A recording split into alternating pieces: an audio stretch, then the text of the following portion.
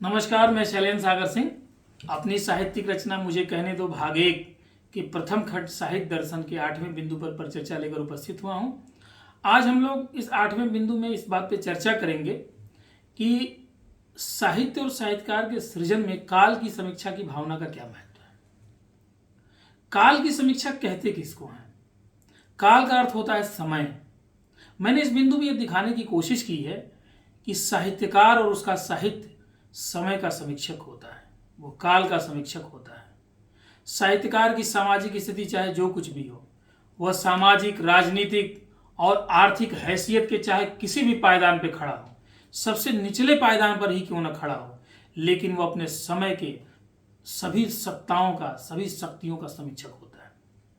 जैसे सत्ता कुछ नियम बनाती है, उन नियमों की अनुकूलता को वैध ठहराती है और उन नियमों की प्रतिकूलता को अवैध ठहराती है।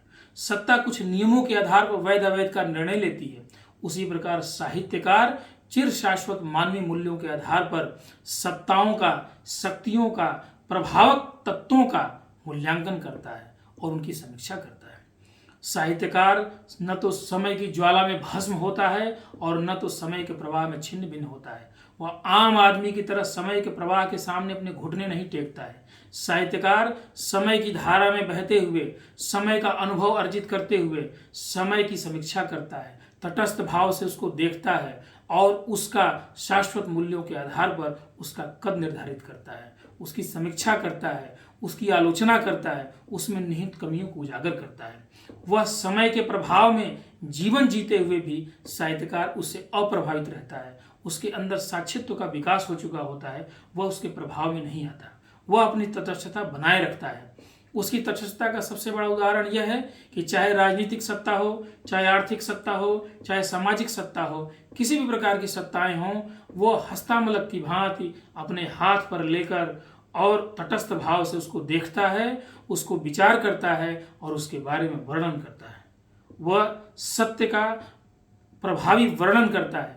चूंकि हमारा जीवन मानक नहीं होता, हम कभी प्रामाणिक जीवन नहीं जीते, हमारा जीवन सत्य और सत्य का मिला जुला रूप होता है। इसीलिए सत्य का वर्णन हमेशा आलोचना के रूप में सामने आता है। सत्य वास्तव में आलोचनात्मक नहीं होता, लेकिन चूंकि हमारा जीवन सत्य नहीं है, हम सत्य और असत्य में गुथे हुए हैं, इसलिए जब भी कोई सत्य की बात करता है तो हमें अपनी व्यक्तिगत आलोचना महसूस होती है। साहित्यकार सत्य का वर्णन करता है, इसलिए उसकी छवि एक आलोचक की बन जाती है। वो कहता केवल सत्य है, लेकिन लोगों को लगता है कि वह हमारी कमियां बता रहा है, हमारी निंदा कर रहा है, हमारी आलोचना कर रहा है, जबकि ऐसा नहीं है। जीवन मिश्रित है, इसलिए सत्य का वर्णन आलोचना के रूप में प्रतीत होता है। सत्ता के सत्ता काल में किसी की हिम्मत नहीं है, किसी का साहस नहीं है कि किसी सत्ता के सत्ता काल में उसकी आलोचना कर सके। लेकिन साहित्यकार इन्हीं अर्थों में आम आदमी से अलग होता है। आम आदमी समय के सामने अपने घुटने टेक देता है, आम आदमी समय के प्रभाव में बह जाता है, आम आदमी समय की ज्वाला में भस्म हो जाता है, लेकिन साहित्यकार नहीं। साहित्यकार सत्ता के सत्ता काल में उसकी कमियां गिनाता है और यह एक ऐसा साहसिक कृत्य है जो केवल साहित्यकार कर सकता है। आम आदमी के बस की ये बात नहीं है। साहस का ये स्तर केवल साहित्यकार में होता है, क्योंकि उसके अंदर साक्षी भाव का उदय हो जाता है।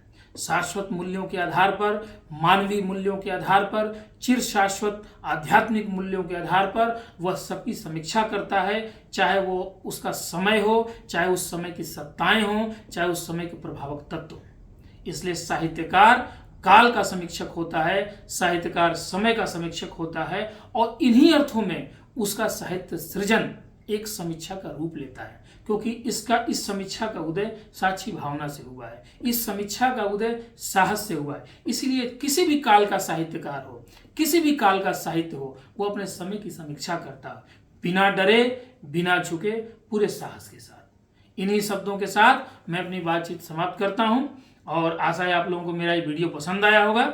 मैं पुनः एक नई वीडियो के साथ आप लोगों के सामने उपस्थित होऊंगा। तब तक के लिए आप लोगों का बहुत बहुत धन्यवाद। नमस्कार।